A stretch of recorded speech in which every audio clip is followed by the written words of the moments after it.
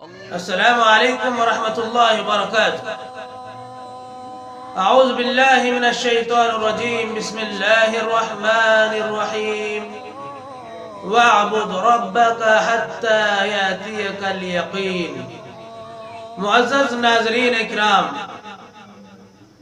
اللہ رب العالمین کا بے انتہا شکر و احسان ہے کہ الحمدللہ ماہ رمضان کا مبارک مہینہ خوشگوار موسم کی طرح آیا اور چلا گیا، اور قابل مبارکباد ہے وہ لوگ جو اس ماہ مبارک میں اللہ رب العالمین کی عبادت کرتے رہے۔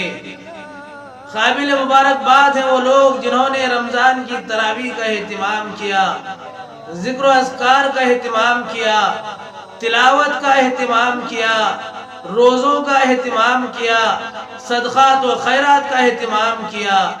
قابل مبارکباد ہے وہ لوگ، الحمدللہ علی ذالک۔ اللہ سے دعا فرمائے اللہ رب العالمین تمام کی عبادات کو شرف قبولیت سے نوازے۔ معزز ناظرین، رمضان کا مہینہ جو چلا گیا، رمضان کے بعد کی زندگی کا کیا، کس طریقے سے رمضان کے بعد کی زندگی ہونی چاہیے، اس تعلق سے میں آپ کے سامنے ایک دو چار باتیں رکھنے کی کوشش کر رہا ہوں۔ معزز ناظرین، مومن لوگ، اللہ سے ڈرنے والے، اللہ رب العالمین کا خوف اپنے دل میں رکھنے والے احباب ہمیشہ اس فکر میں رہتے ہیں کہ انہوں نے جو عبادات کیے ہیں، جو انہوں نے بندگیاں کی ہیں، جو روزے انہوں نے رکھے ہیں، جو نمازوں کی پابندیاں انہوں نے کی ہیں، ہمیشہ انہیں اس بات کی فکر رہتی ہے کہ کیا اللہ رب العالمین ہماری ان عبادات کو قبول کرے گا کہ نہیں کرے گا۔ اللہ رب العالمین نے قرآن مجید میں ارشاد فرمایا، وَالَّذِينَ يُؤْتُونَ مَا آتَوْا وَقُلُوبُهُمْ وَجِلَةٌ، اور وہ لوگ جو اللہ رب العالمین کے راستے میں دیتے ہیں، جو اللہ رب العالمین نے انہیں عطا فرمایا، انہم الی ربہم راجعون، ان لوگوں کا اللہ رب العالمین کی طرف لوٹنا ہے۔ اس آیت کی تلاوت جب اللہ کے نبی جناب محمد رسول اللہ صلی اللہ علیہ وسلم نے کیا، مائی عائشہ صدیقہ رضی اللہ تعالیٰ عنہا نے پوچھا، اے اللہ کے نبی صلی اللہ علیہ وسلم، کیا اس سے وہ لوگ مراد ہیں جو شراب پیتے ہیں، جو جوا کھیلتے ہیں، جو چوری کرتے ہیں؟ میرے بھائیو، اس وقت اللہ کے نبی جناب محمد رسول اللہ صلی اللہ علیہ وسلم سے مائی عائشہ سے کہا تھا، اے عائشہ، نہیں، اس سے مراد وہ لوگ جو نماز پڑھتے ہیں، جو روزہ رکھتے ہیں، جو صدقات و خیرات کرتے ہیں، جو اعمال صالحہ کرتے ہیں۔ اعمال صالحہ کرنے کے بعد، نماز کی پابندی کرنے کے بعد، صدقہ و خیرات کرنے کے باوجود بھی وہ لوگ ہمیشہ ڈرتے رہتے ہیں کہ کہیں اللہ رب العالمین ہماری عبادات کو ضائع نہ کر دے۔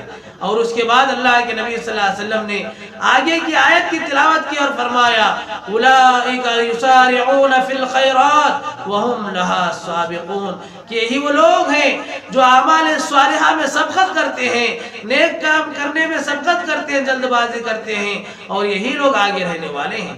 معزز ناظرین، ایک مومن کو ہمیشہ اس بات کی فکر رہنی چاہیے کہ اس نے جو عبادت کیا، جو اس نے نمازوں کی پابندی کی، کیا اللہ رب العالمین قبول کرے گا کہ نہیں کرے گا۔ میرے بھائیو، حضرت علی رضی اللہ تعالیٰ عنہ نے فرمایا کہ عمل سے زیادہ عمل کی قبولیت کی فکر کیا کرو۔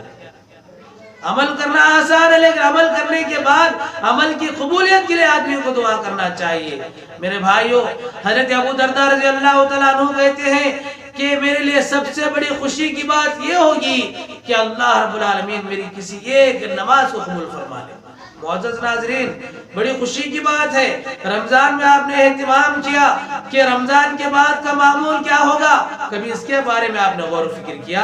رمضان کا مہینہ جیسے چلا جاتا ہے، لوگ اللہ کی بندگی سے دور ہو جاتے ہیں، اللہ کے گھروں سے دور ہو جاتے ہیں، نمازوں سے دور ہو جاتے ہیں، اللہ رب العالمین کی تعلیمات سے دور ہو جاتے ہیں، جھوٹ بولنے لگ جاتے ہیں، وہی غیبت کرنا، وہی چوری کرنا، وہی برائی کرنا، وہی ایک دوسرے پر ظلم ستم کرنا، وہی ایک دوسرے کو پریشان کرنا۔ یہ ایک مومن کا شیوا نہیں ہو سکتا ہے۔ میرے بھائیوں رمضان کا مہینہ چلا گیا ہے، اس کا مطلب یہ نہیں کہ نمازیں چلی گئیں، اس کا مطلب یہ نہیں کہ اعمال صالحہ چلے گئے، اس کا مطلب یہ نہیں کہ جھوٹ بولنا شروع کر دیا جائے، اس کا مطلب یہ نہیں کہ اللہ رب العالمین کے بتا راستے کی تعلیمات کی دھجیاں اڑائی جائے۔ میرے بھائی مومن ہمیشہ اس بات کی فکر میں رہتا ہے کہ اللہ رب العالمین کے سامنے کھڑے ہونا ہے، اللہ کو جواب دینا ہے۔ میرے بھائیوں اللہ رب العالمین نے قرآن مجید میں ارشاد فرمایا وَاعْبُدْ رَبَّكَ حَتَّى يَأْتِيَكَ الْيَقِينُ کہ موت تک آدمی کو اللہ رب العالمین کی عبادت کرنی چاہیے۔ رمضان کی حد تک محدود نہیں، کسی ایک مہینے کی حد تک محدود نہیں، ایک مہینہ جو رمضان کا آیا آپ کو ٹریننگ دینے کے لیے آیا، آپ کو تیار کرنے کے لیے آیا تھا، تیار تو ہو گئے، رمضان جیسے چلا گیا اللہ کے گھروں سے ہم دور ہو گئے۔ میرے بھائی اللہ کو جواب دینا ہوگا، اللہ کے سامنے حاضر ہونا ہوگا، انسان کے ایک عمل کا اللہ کو جواب دینا ہوگا۔ اللہ تمہاری عمر کے بارے میں پوچھے گا، میں نے تمہیں جوانی عطا فرمائی، میں نے تجھے 60 سال زندگی عطا فرمائی، بتلا 60 سال زندگی کے اندر تو کیا کیا کر کے میرے پاس آیا ہے۔ معزز ناظرین اللہ رب العالمین کے سامنے حاضر ہونا ہے، لہذا ہمیں چاہیے رمضان کے بعد وہی پابندی کریں جو رمضان کے اندر ہم کیا کرتے تھے، رمضان کے بعد بھی نمازوں کی پابندی کریں جو نماز کی پابندی رمضان کے مہینے میں کیا کرتے تھے، رمضان کے بعد بھی پابندی کریں جن چیزوں سے ہم رمضان میں پابندی کیا کرتے تھے۔ لہذا میرے بھائیوں ہمیں چاہیے اللہ رب العالمین کے سامنے حاضر ہونا ہے تو اپنے اعمال کا حساب کریں، اپنے اعمال کا محاسبہ کریں، اپنے آپ کا محاسبہ کریں۔